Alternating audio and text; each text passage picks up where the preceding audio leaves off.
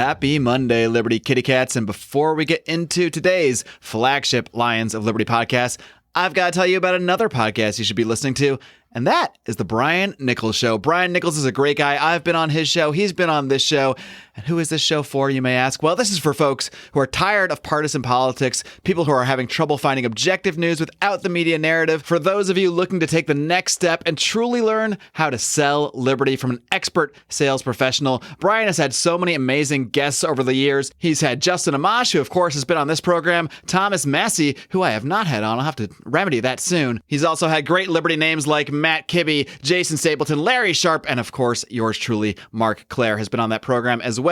And there is no better time to be hopping on board The Brian Nichols Show than right now, because he has just expanded to 2 shows per week. So take his 5-episode challenge. You'll listen to 5 episodes. If you're not hooked, you get your money back. So check it on out wherever you find podcasts or over at briannicholsshow.com.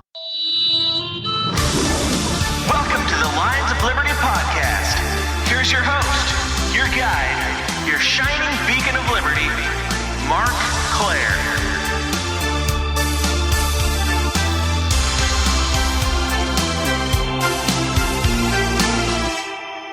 My guest today is the vice chairman of the San Diego Libertarian Party. He is also a history teacher. He is also an adjunct professor of U.S. history, and he is the author of the book, The American Re-Volution. I'm very pleased to welcome Don D'Angelo. Don, are you ready to roar? Wow, that was quite a roar.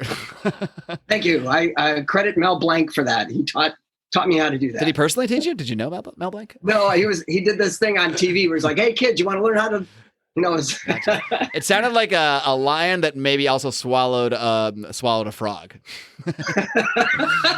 But not bad. You might not want to quit the day job just yet, but not bad. No. Well, Don, it's great to speak to you. I already we met each other back first at the Los Angeles. No, it wasn't Los Angeles. It was the State Libertarian Party that took place in Los Angeles back in February, just before. I think we were one of the last physical conventions before everything went crazy with COVID and lockdowns, and everything basically went to Zoom meetings, including the first iteration, I guess, of the LNC, which was quite a time, as you know. But Don, first, before I get into, I want to talk about your book. I want to talk a little bit about your experience of what you've been doing with the Libertarian Party. But first, I want to get to know you a little bit better. So why don't you just lead us down the tale of Don D'Angelo just a little bit? Why did you, first of all, become a teacher? How did you get involved in that? And how did you get down this rabbit hole known as libertarian politics? Well, I was actually, I'm from the East Coast originally. I was raised in Western New York State. And then I ended up at the University of Delaware. Where in Western New York, by the way? It's a small town just next to Olean, New York. Okay. I don't know if you've ever heard of that area. Beautiful countryside. Yeah, I know it. I actually was raised in Buffalo until I was 8 years old, so I am familiar. Oh, so you escaped? I did. Good for you. I escaped New York for California, and now I'm trying to figure out how to escape California. So it's a cycle of life. Isn't that frightening, right? Mm-hmm. Yeah. So I ended up at the University of Delaware. I studied international relations there. And when I left, actually, Joe Biden spoke at my graduation, believe it or not. And he inspired you to get involved in politics. Yeah, he did. Well, if you know, that was 1987. So that was the year he had to drop out of the race because they caught him cheating. Uh-huh. And now here he is, almost 30 and now years here later. He is.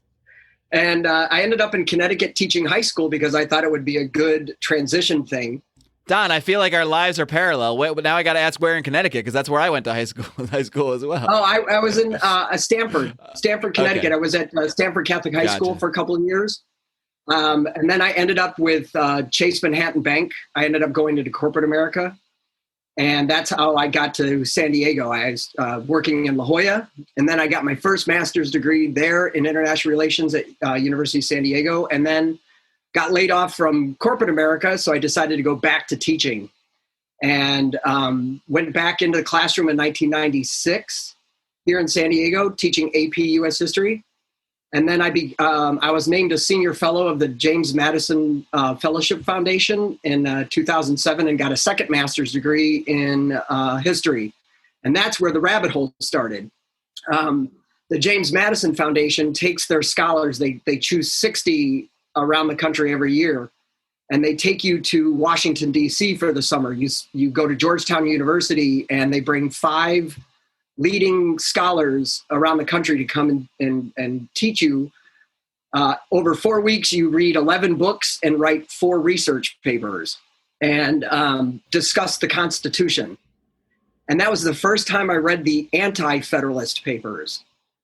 And that's when I started to realize that something wasn't right. Which are sneakily named, as you know. Yes. There's a little, the Anti-Federalist and the Federalist papers kind of have opposite meanings of what they seem to be. But I'll let you describe that a little bit if you like. Yeah, well, it was really very interesting because as a teacher, I recognized immediately the Anti-Federalists are not part of the curriculum. And it's really eye-opening when you start to realize what's not taught to children. And I read most of them. I actually read the Federalist Papers and the Anti-Federalist Papers, and I started to realize that a lot of the problems that the country faces were actually articulated in the Anti-Federalist Papers. There are when you read them now, they're downright prophetic in what they warned Americans not to do.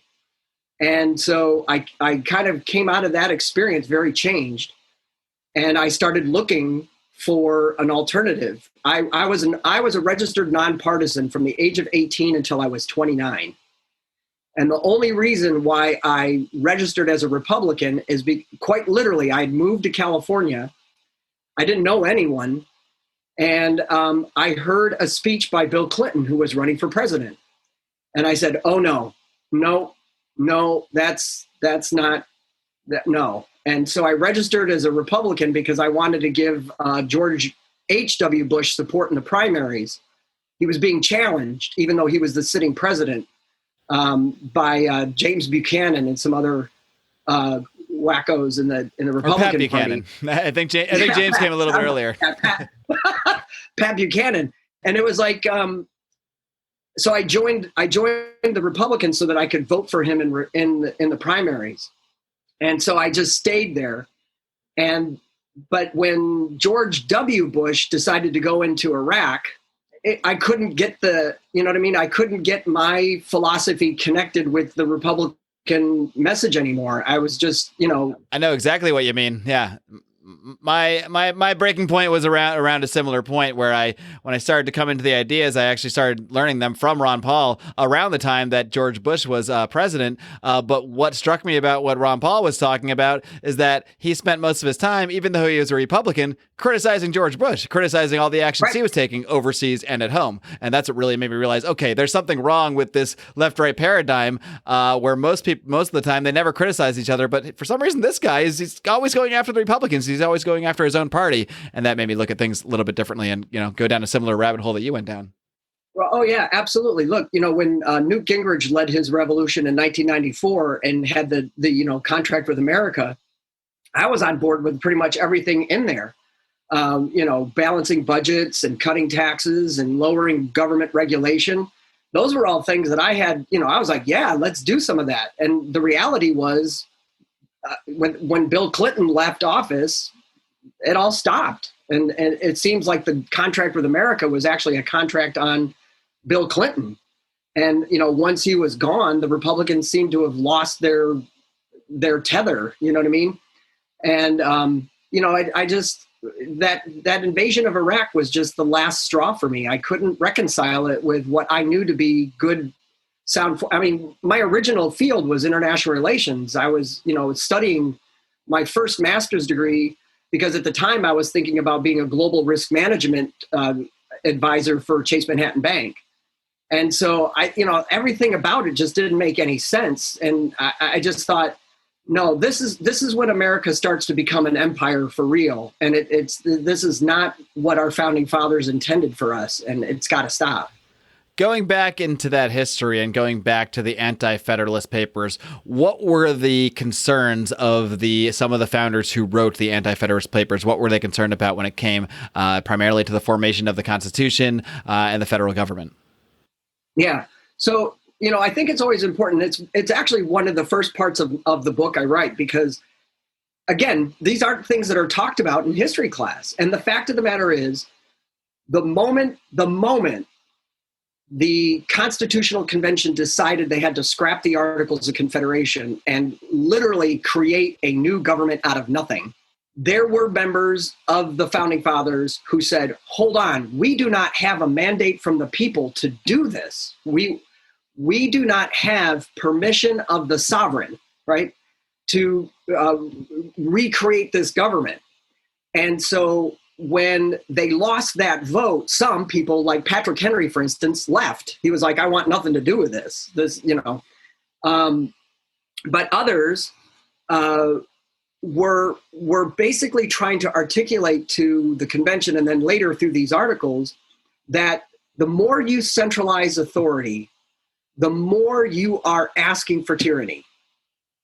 And the problem is, and, I always think people forget this, right? At the time of the convention, there were only 13 states. And yet everybody knew that the country was going to double in size, because on the west side of the Appalachians was almost 1 million acres of land that they were going to sell and organize. So they knew this country was going to get enormous.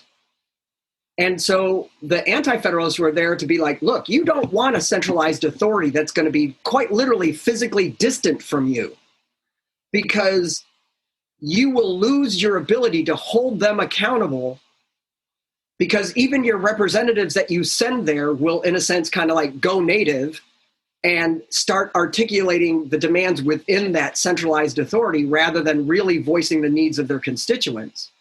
And look at what we've got now. Right? Somebody gets elected a couple of times, and before you know it, they're part of the problem.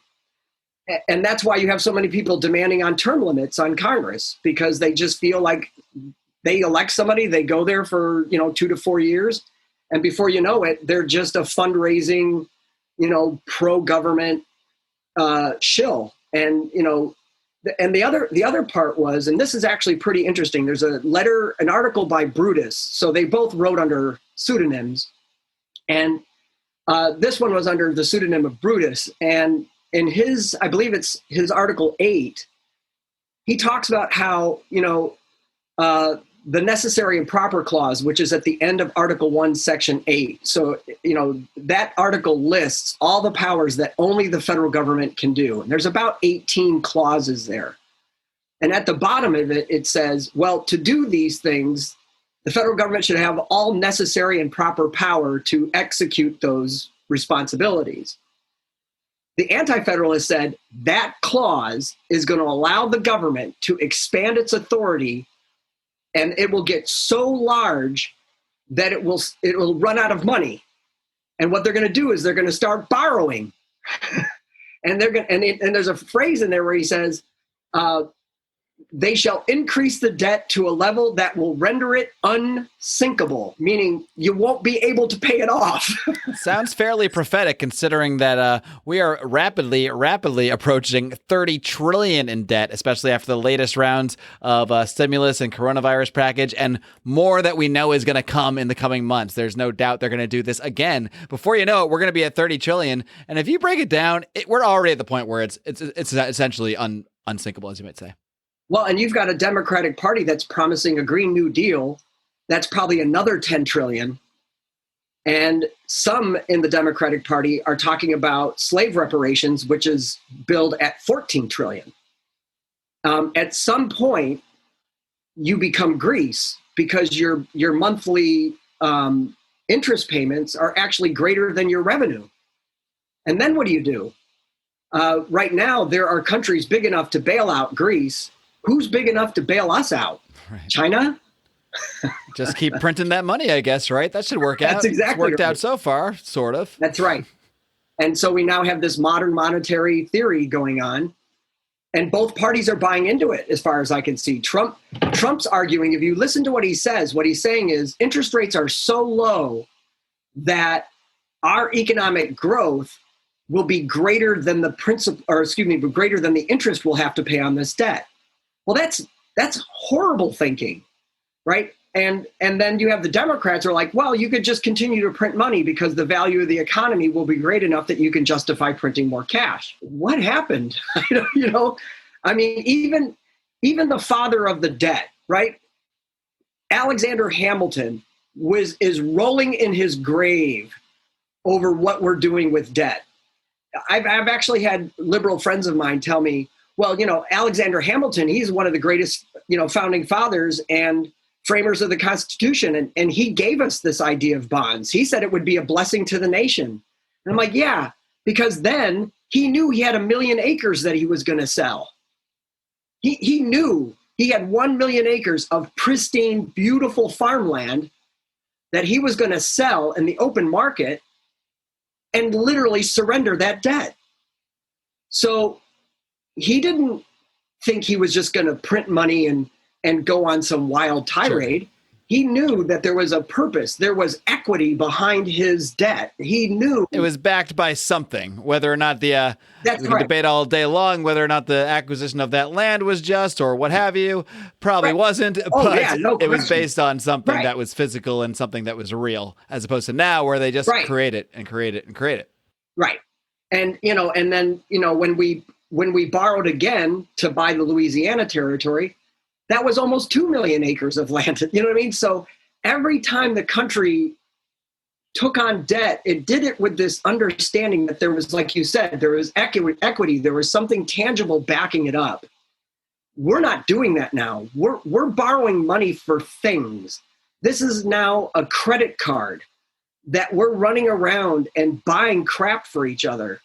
And I don't even know why. It's a credit card where we get to set our own spending limit and constantly raise it. Yeah. But here's something that I actually bring up in my presentations that I do on the book, and that is when when the new Constitution was implemented, the United States and the various states together owed $75.5 million, and that's in 1700s money. It's a lot of smackers in 2020. Right? That's a lot of cash. A lot of that money was owed to French banks and to some Spanish and Dutch financiers. And there was a practice back then. If a country didn't pay back its debt, they sent their navy, and they had their Marines take over your ports. And they collected your taxes and paid themselves first and gave you what was ever left over. So in Article 6 of the U.S. Constitution, and this is what's very important for people that they're, again, not taught, Article 6 obligates the federal government to honor its debts at all times. Whoops. Yeah. Now, this is why, by the way, American bonds are so sought after. It's a safe investment, because you will at least get your monthly interest payment. You'll get the numbers. They will come to you. It's just a matter of what those numbers will actually mean by the time you get them. That's exactly right. And so a lot of people have bought our debt because we're obligated to pay it. But what happens when that obligation is costing us 25, 30% of our budget?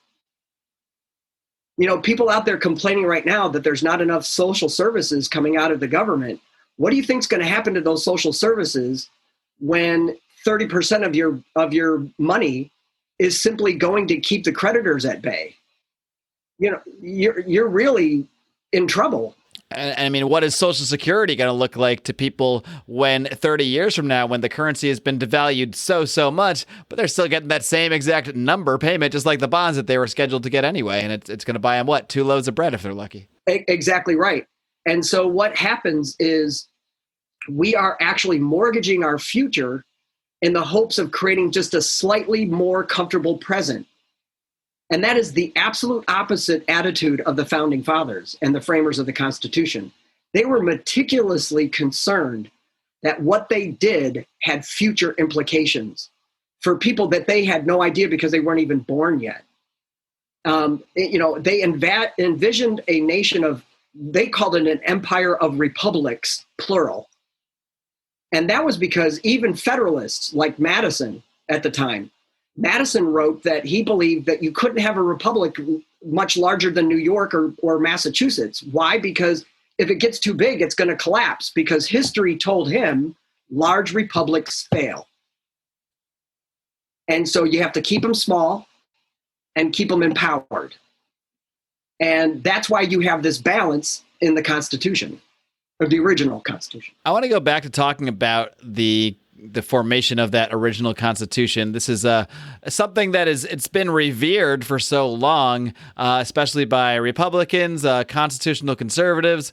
But as you discussed in many ways, I don't know if you would use this term, but others have used the term. Would you call the creation of that Constitution a coup? No. Okay, why not? Because others would. Michael Malice loves to call it a coup because... Yeah, no. And the only reason why I don't is because some members of the Constitutional Convention were also members of the Continental Congress. And when there was a decision to scrap the articles and move on to a different document, those members went back to the Continental Congress, discussed it, and literally got their blessing to go forward. The other aspect of it that really becomes important is this issue of ratification. So not only they write the document, but then they literally sent it back to the people of the states, not the state governments. It went back to the people of the states for ratification. And if those two steps hadn't been made, I would 100% be on board with that was a coup and we need to, right the wrong. My biggest concern right now is that we're not following the Constitution. We're not even close to following what the Constitution was set up to do. And while I would, at this point, be more than happy to go back to the Articles of Confederation because I think that it would operate a lot better given the diversity and expansiveness of the country. My feeling is I'd be more than happy to compromise and just let's all sit down and realize what the Constitution says and let's just go with that and try that for a while. Hey, kitty cats, I got to take a quick time out now to tell you about one of our listeners, one of our patrons over at patreon.com/Lions of Liberty. His name is Brad Tracy, and he goes by the pseudonym The Liberty Theorist. You can find his writings over at his blog at medium.com/@libertytheorist, where he discusses all the shady things the government has been up to and why libertarianism and individual rights are the only viable path towards keeping that much power out of the hands of government. He considers himself a Rothbardian, and he's a big fan of criminal justice and prison reform, just like you hear about each and every week on Felony Friday. So next time you're out there browsing the interwebs, when you've got through all your podcasts, I want to encourage you to give a little browse over to the Liberty Theorist. Again, that's medium.com/@libertytheorist. You can also find him on Facebook at facebook.com/the Liberty Theorist. Check it out, kids. So your dive into history is really what kind of got you interested in the structure of the government, and the ideas behind the politics, and what led you down this entire, getting involved in politics yourself. I'm curious how what made you take that leap from just sort of having this be something that you learned about yourself and having it be something that you teach. I don't know how much, I'm sure it's a fine line you have to walk when it comes to teaching history and sort of introducing your own views. How do you kind of walk that line? I'm sure you're not just coming out giving, libertarians, creeds all day long in your classroom, but at the same time, I'm sure your viewpoint somehow has to sneak its way in there a little bit. Well, and this is all based on people's educational philosophy, first of all. When you teach American government, this is just my personal feeling.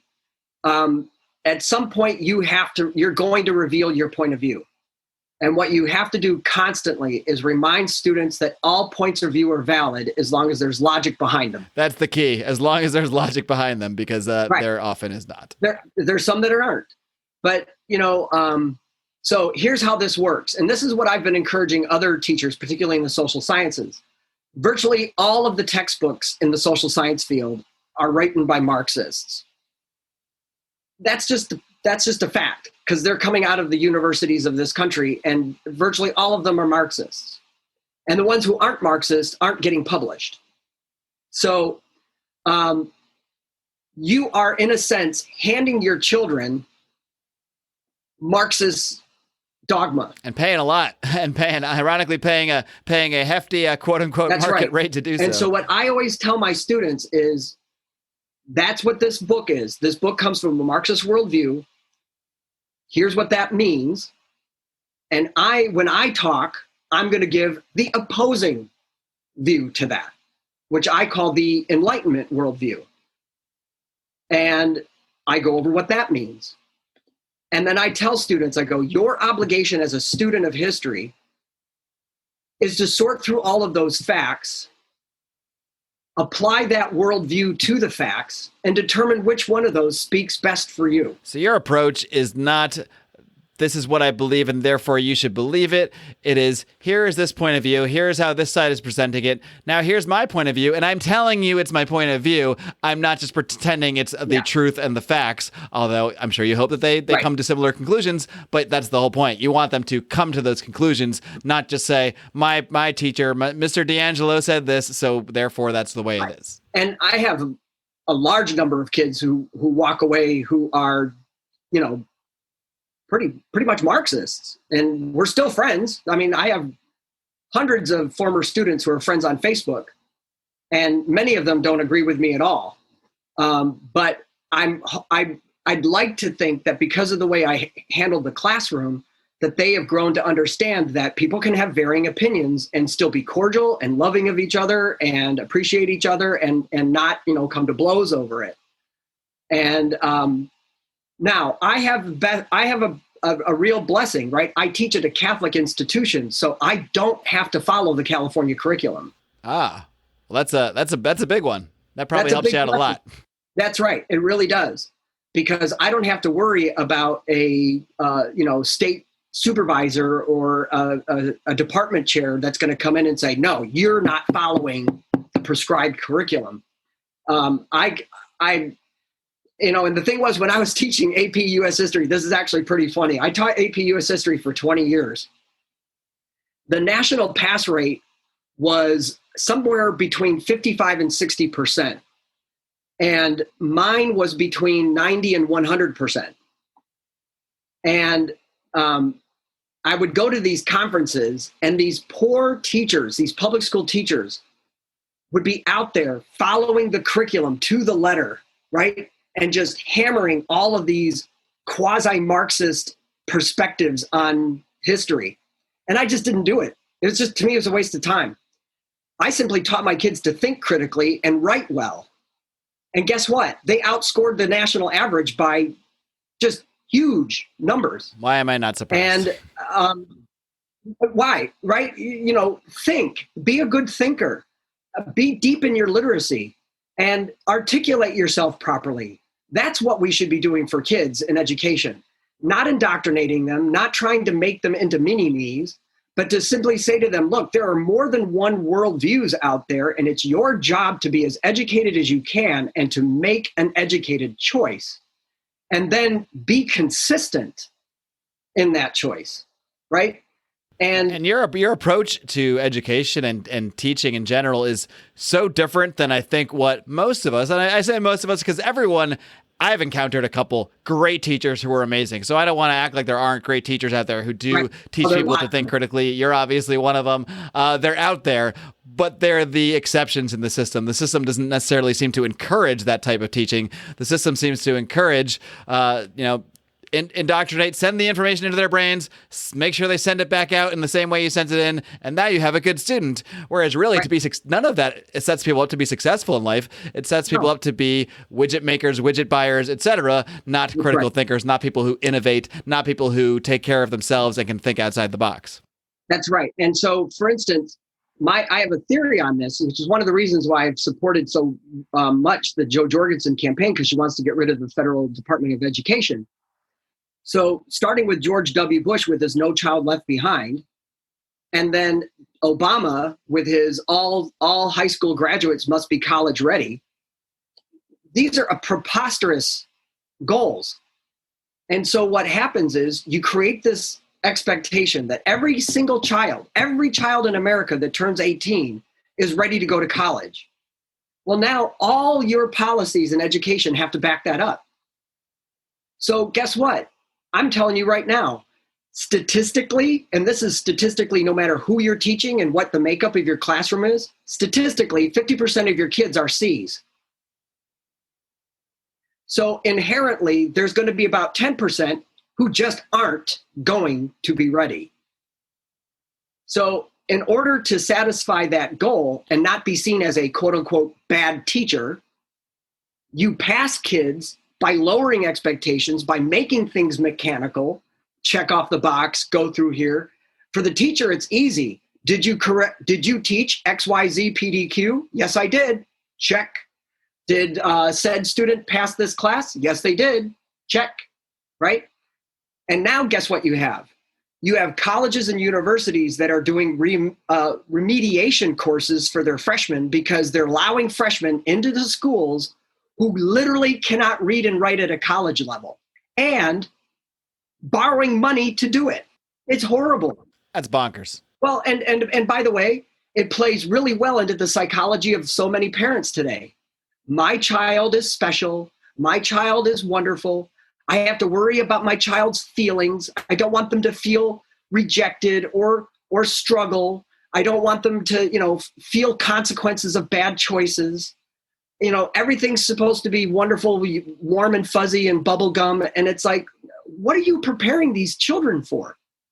And as far as I'm concerned, this is why they're rampaging through the streets of the cities of America right now. I was just about to ask. I mean, I was picturing that myself. When you raise a child to always, get what they want, regardless of what they've done to earn it, regardless if they've done something correctly, regardless of if they've done things in the right way or a way that makes any sense at all, and you still give them the same reward as if they did do everything right, then at some point when they get to the real world and suddenly they realize that's not going to lead them to anything, now they're unemployed, now they have nothing else to do but take those emotions that they've been taught to have, because that's how you get things, that's how you get what you want, and now they have nothing to do with them. Then you add on top of that the lockdown, so any of them that might have been working in some kind of a remedial job, most of them are out of work too. All you have left are literally a bunch of emotional toddlers, only they're grown-ups and they're in the streets and they're causing a lot of damage. They're people who can actually have a gun. And this is and I should say that I really do empathize with these younger people, because if you take in account the economic collapse of 2008 and the pandemic panic of 2020, there are some 30-somethings out there who have never caught a break since they graduated college. And that's not cool, right? I can totally empathize with that. The problem is we did not raise these people to handle it with the emotional maturity that we would expect an educated adult to do it. And all that's doing is it's creating so much unnecessary anxiety for them as adults because they were never given the mechanisms to handle it. And, so just to give you an example, when I started teaching in 1987, the vast majority of parents who would come to me would say to me, could you tell me what my kid's doing wrong? What's my kid doing wrong that I need to be on top of? Now, the vast majority of my parents come to me and say, what is it that you can do to help my kid pass this class? And how is that? What are you as an educator supposed to say to that? I mean, I'm like, well, I could build a time machine and send him back to the fall and have him do his damn homework. How about we could start there? Sure. Or I could just look the other way and just write a different letter there and make you feel good about everything. That's exactly right. And you know what happens? Way too many teachers today are looking the other way because it's not worth it. They're not going to be supported by their administrations. They're not going to be supported by the state. Their job is to push these kids through, get them a diploma. That way they don't get seen as being a bad teacher. They don't get seen as being sexist or racist or any of those other pejoratives. And they can just get through to retirement. And if they're a public school teacher, they're going to make as much, if not more, in retirement than they did as a teacher. As with any government program, the incentives are all wrong. That's right. Teachers are not incentivized to actually create independent, critical thinkers who are set up for success in the world. They're incentivized to just get them through the system. That's where they get the reward. And California is getting worse because now the curriculum is actually more towards creating social justice warriors than it is about even making them thinkers. It's like we're going to barrage you with all of this literature about evil, nasty people who have ruined your life and basically get you all fired up and angry. so that when you go to college and find out just how really disappointing life is when you have to make choices and live with the consequences, you're basically going to just collapse, and then we'll be there to pick you up and offer you all these great government programs to, put you through your life. Well, it's worse than that, Don. It's not even just the educational system. Now it has seeped its way into the corporate world and the corporate system. And I know for a fact that certain companies out there are requiring their employees to attend social justice seminars and that sort of thing as a part of their the requirements of their their work duties now. So this is something that has gone up from the education system and into the quote unquote real world. And it's scary. It's really scary to see it be pushed so pervasively. When it's no longer it used to be you don't talk about politics in the workplace, but now it's presumed that we're not talking about politics because this is the obviously right point of view. So it's not even a political conversation now. It's just what you must believe. It's what you must agree to. You must sort of bend the knee, metaphorically, or perhaps literally in some cases, or you're out of the system. You're out of the education system, and now you're probably going to be out of corporate America if you speak out against anything that's going through with this stuff. And you know what? It's all policy based on fear. This is, if you study the McCarthy era, and I mean really study it, right? McCarthy never got this bad. It never got this bad under McCarthyism. It was never this pervasive. Now it is all encompassing. You cannot escape it. I have been in situations now where I have basically been told that as a white man, I am not adequate for teaching Black, Hispanic, or females. You mean teaching people of those races and genders at all? People, so you can only teach white dudes because that's right. And I got chewed out on Facebook when I said, "Do you realize that that's the mentality of segregation? That is segregationist ideology. It's basically saying we have to separate the schools again." And I'm trying to figure out, when did that ever become okay? And, from people in my generation, where you fought like crazy to get rid of these types of distinctions, to really get to a point where you could, regardless of what person's background is, you could look past that and try to find the quality and the connection that you can make with that person. To now find myself in an environment where no, your racial identity and your gender identity are far more important than that, it's really super difficult. I wrote a piece that was published in the San Diego Union Tribune in the end of July, and it was called "Choosing to be Loving."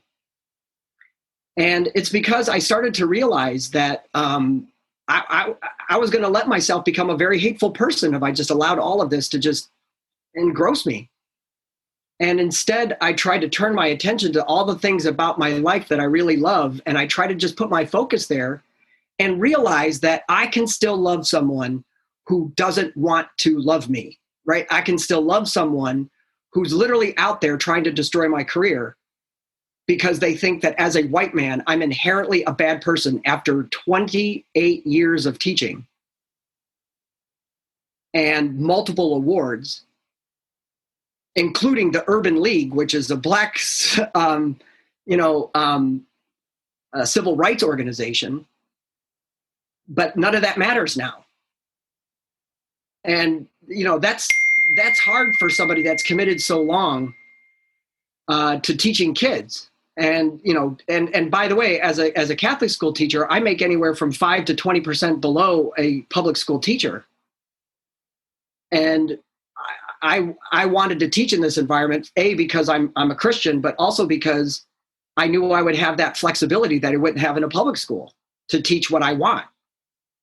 And yet even still, I've people who just are, and it's a really horrific thing. It is 1984 playing out for real. So that begs the question, Don, and maybe that's part of why you wrote the book, to try to get these ideas out there to more people. I mean, I'm curious how long do you see yourself lasting in this profession and this being able to do what you do? I mean, it sounds like you're in a fairly good situation compared to someone who's just stuck in the public school systems, at least. But even you are starting to feel like that pressure that you're not welcome. You're not someone who should be teaching our children. just because of the color of your skin, somewhat pretty ironically. Well, I'll tell you one thing. I was at when I was trying to get a job in the community colleges, a very nice, she was a dean of a community college. And I was just trying to break in, and I didn't know whether I had what it took to get one of those jobs and everything. And a friend of a friend arranged for her to just meet with me and look at my resume and talk to me, because look, you know what, if I'm not getting where I want to go, I want to know what I'm doing wrong. Right. I want somebody to, put me down, tell me what it is. Right. At that point, I had sent out more than 150 resumes and got not a single response from my work. And mind you, I have 2 master's degrees. I only need 1. And she was great. And she said, well, and I said, well, I go, listen, I gave you my resume. You've got everything up there. If there's something I'm not doing, just tell me, because you're not going to hurt my feelings. Just, go and tell me what it is. And she literally said to me, your resume is great. You have exactly the skills we need for community college students. And she goes, but to be quite frank with you, you don't have the, quote, demographic preferences that we need for hiring. She said, you'll get an adjunct job because you have what we need, but you will never get a full-time job, at least in California. That's a hard thing to do. It's amazing how blatant the racism can be when it's going towards the. Well, and I asked for it. I asked for her to be honest and to be perfectly clear. I thanked her, because at least at that point I could take the pressure off myself. I was literally beating myself up, thinking, "What am I doing wrong? Like, why am I so undesirable?" It's quite literally not you. That's right. And so I just gave up that dream. I gave up that dream of being a full-time college professor, even though for my temporary jobs that I've had, students have scored me 5 out of 5 for, my level of presentation, for my, caring for their welfare and all the other things that you would think would be the most important when picking a professor. And that's okay, right? When you get to the point where you realize, it happened in college, by the way. I put myself through school. I was in a pretty bad childhood and dropped out of college for a while and needed to go back. And I ran out of money, and the University of Delaware was going to kick me out of school. And I went to the financial aid office, and the guy, and I was almost in tears because I didn't know what I was going to do. And he got up and shut the door, and he said, listen, he goes, I can't get you anything because you don't offer us anything. He goes, you're not a woman. You're not of any race. You're not of any quote unquote underrepresented group. He goes, the best I can do is sign you up for additional loans. And so that's what I did. Even though economically I met all the standards for the financial aid, being male and white meant that I couldn't get them. And I accepted it because back then I 100% believed in it. I still believe that there's a purpose behind affirmative action. I understand the historical realities to that, but it's not easy. And now I'm at the end of my working career. I turned 57 tomorrow, and happy early birthday. I should thank you. I'm supposed to be belated birthday by the time the show airs. Either one. That's right. But the thing is, I should be at a point in my career where, I should be fairly comfortable and secure.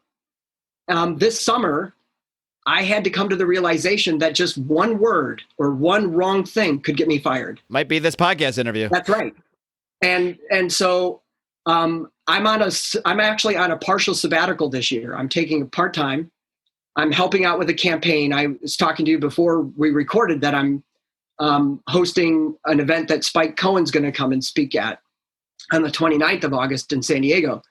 And I've tried to do that. I went to the national convention. I went to the state convention. I hosted the San Diego convention, and trying to just do more, because I got to tell you, this is it. As far as I'm concerned, this is literally the crossroads. This country needs to make a decision about where we are going to go. And I have convinced myself that pushing the red and the blue button, hoping for a different outcome, is literally the definition of insanity. We have been looking at these two parties, and as long as I've been an adult, Mark, I can honestly say it's really been a choice of who's the worst candidate, and then you vote against them. Right? I can only think of two people that I voted for.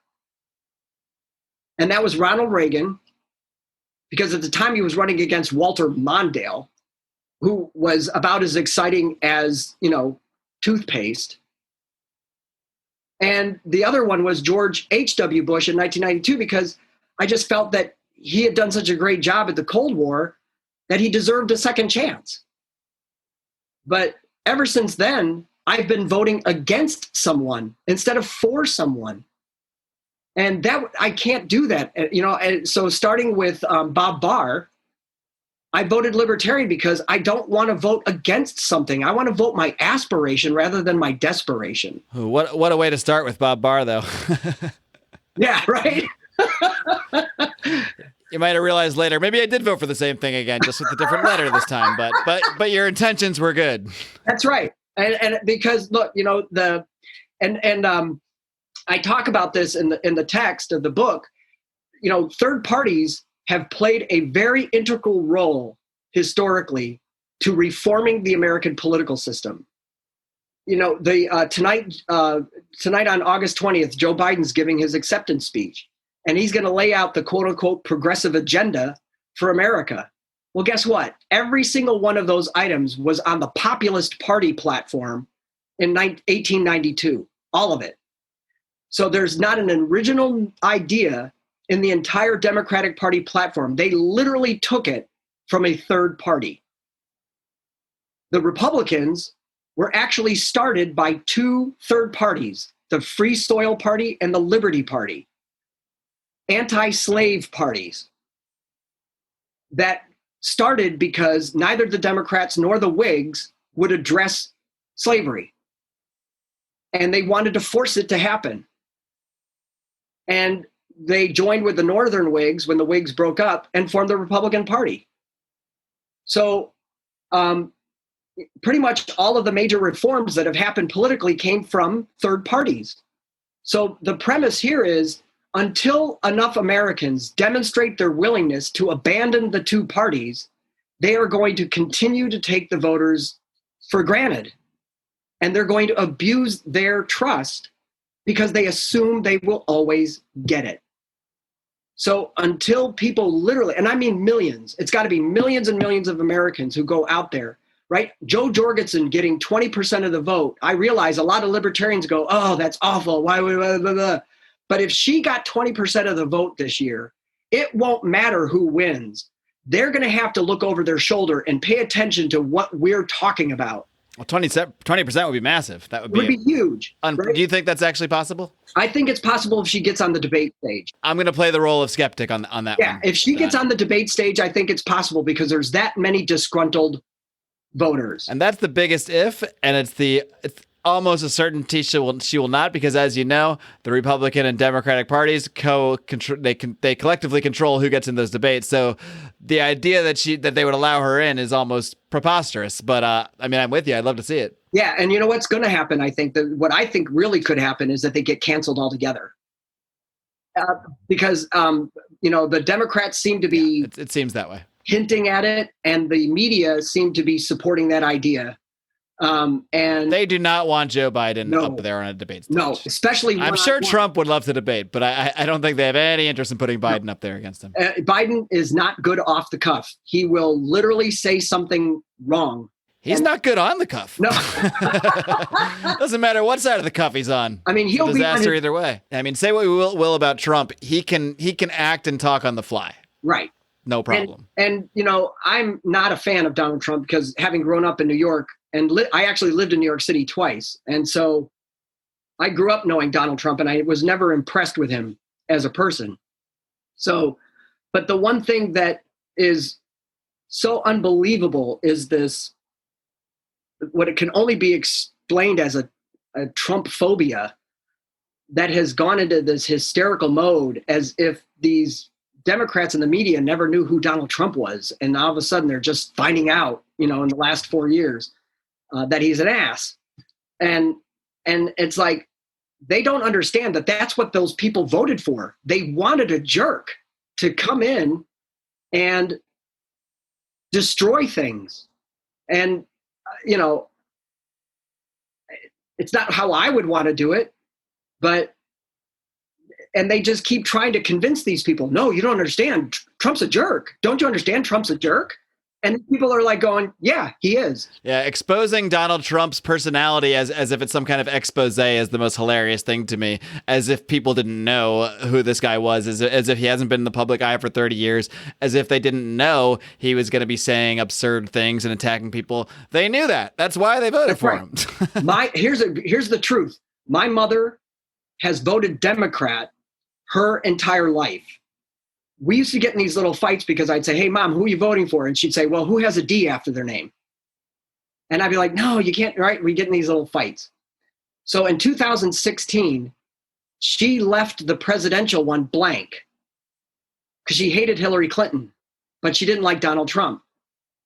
Well, guess what? My mom's voting for Donald Trump in 2020. My mom, who never voted for a Republican in her entire life, is voting for Donald Trump in 2020. If that doesn't tell you what's going on, I just don't know what else you can say. But that's a problem for libertarians too, however, because if we don't offer pragmatic solutions, and this has been the problem with libertarians for a really long time, we love to get into these philosophical debates, and we love to quote Bastiat and von Mises, and just dazzle people with our unbelievable interest in interesting conversations about Austrian economics and Ayn Rand narratives. And you know what? People just don't give a shit about that. They want to know how their bills are going to get paid. They want to know how they're going to how their retirement's going to pay for things, or how their kids are going to get through school. So the reason I wrote the book was to say, you know what, there are pragmatic solutions with libertarian ideology. And I tried very specifically to not get into the philosophical weeds with it. Not because people aren't intellectual. It's not because people are, not interested in those philosophical conversations. It's because right now, this country's in bad shape. And people are literally trying to figure out how to survive this. Right? I have a friend that I work with whose husband's a policeman, and this family with two little children are literally living in fear because their home address was published by BLM. That's scary. That's scary stuff. And they how this is frightening.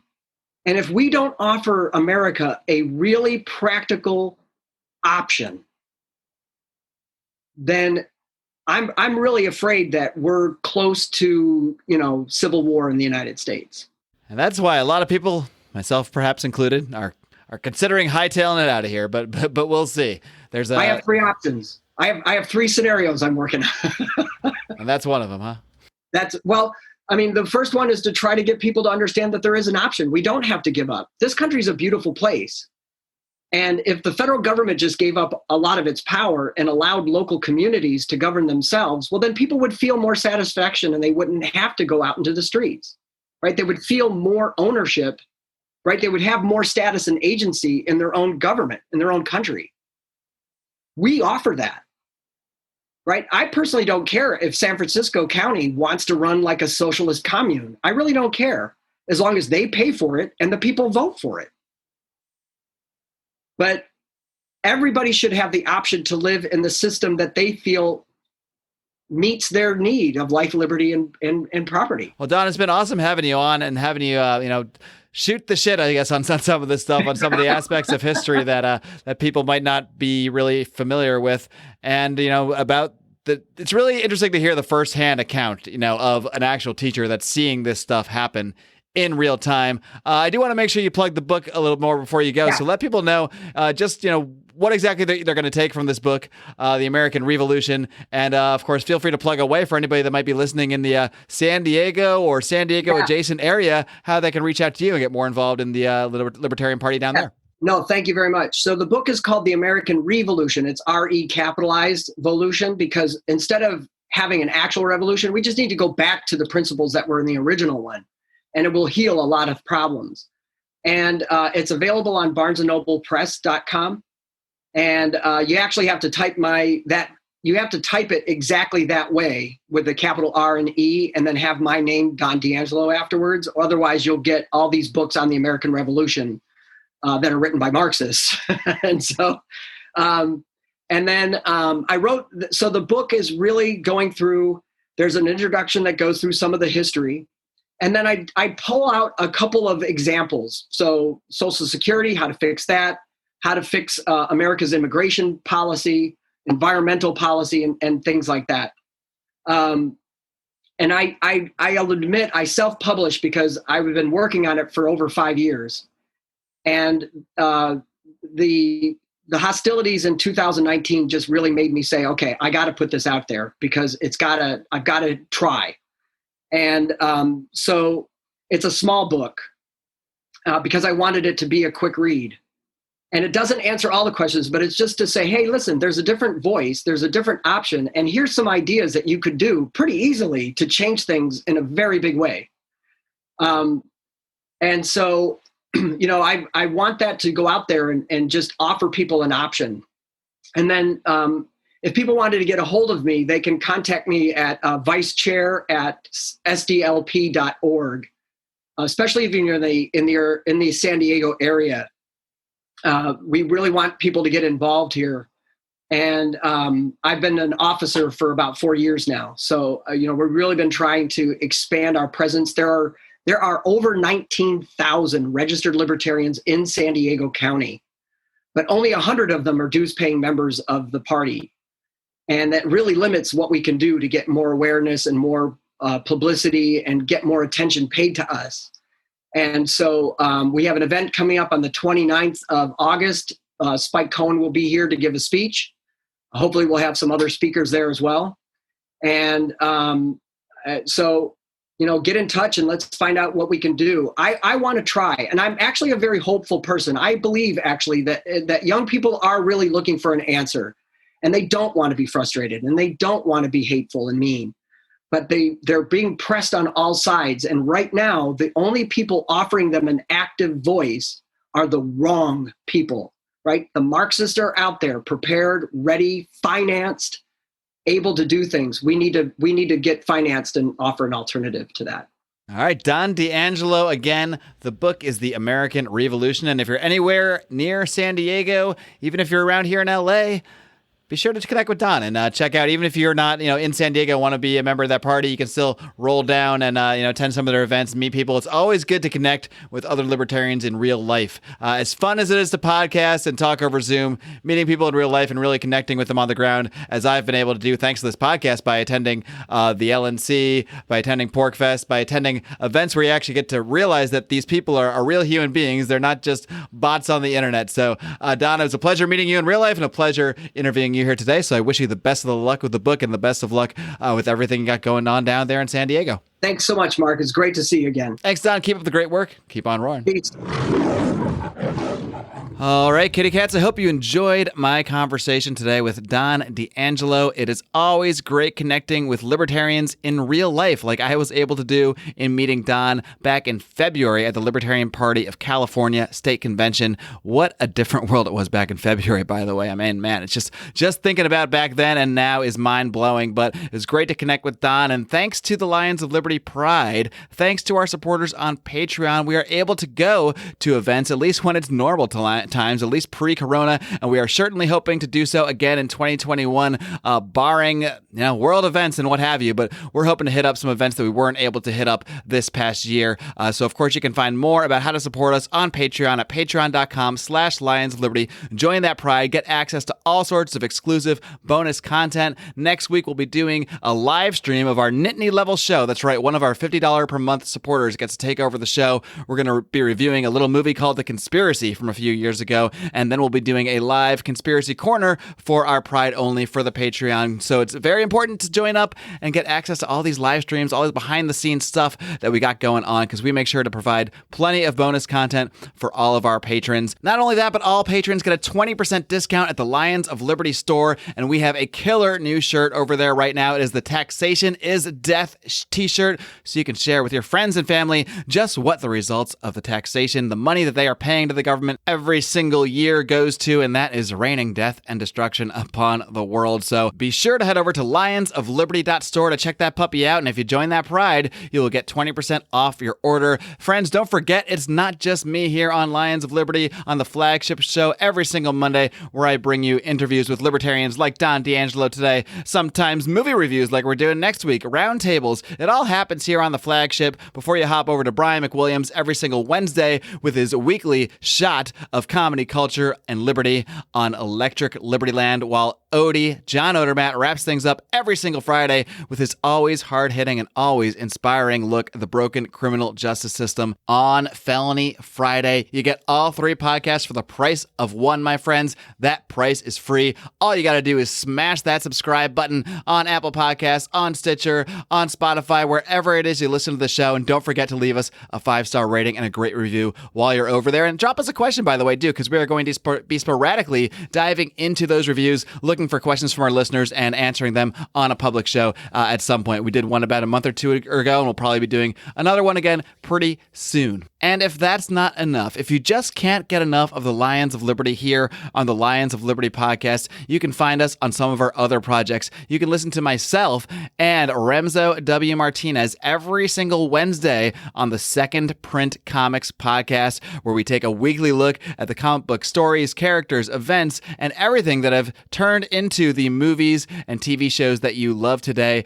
We really take a deep dive at the comics that inspired us as fans. I've been reading comics for 30 years. Remzo, not quite as long, but we come in at things from different perspectives, and we always have fun doing it. So please, if you're a comic fan at all, or even have thought about dipping your toe in the water, please do find the Second Print Comics podcast. While you're doing that, if you want to hear more from Brian, Odie, and Rico, you can hear from them on Bravo and Beer. It's almost like a sequel nowadays, too. If you're a patron of our show, of course, those three also do the Degenerate Gamblers weekly podcast, and then they record Bravo and Beer right after that. So it's almost like a 1-2 punch if you're in the Pride also, and then hopping over to Bravo and Beer for not just great talk about reality TV shows and all the garbage TV those guys are watching, but you get a lot of good stories in there, a lot of stuff about the Lions of Liberty, the kind of stories you also hear on Degenerate Gamblers available to our patrons. So just so much content out there for the Lions of Liberty. If you're fans of us in any way, shape, or form, you can probably just fill up your whole week with our content, but that might be a little too much. I don't know. I'm not going to tell you what to do, guys, but I am glad to have you here roaring with us every single Monday. And until next week, my friends, live long and live free.